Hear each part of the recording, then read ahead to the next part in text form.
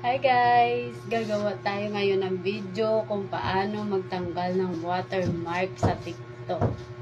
Kung di mo pa alam to, panoorin mo to. Pumunta lang sa TikTok apps. Tapos profile. Pindutin yung video.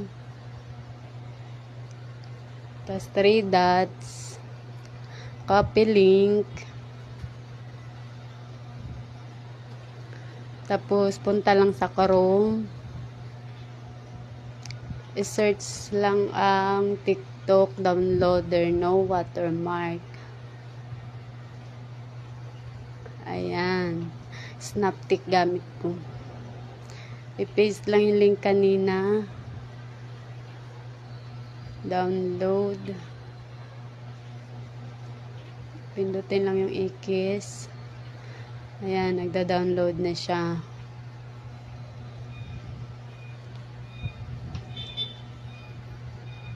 Open.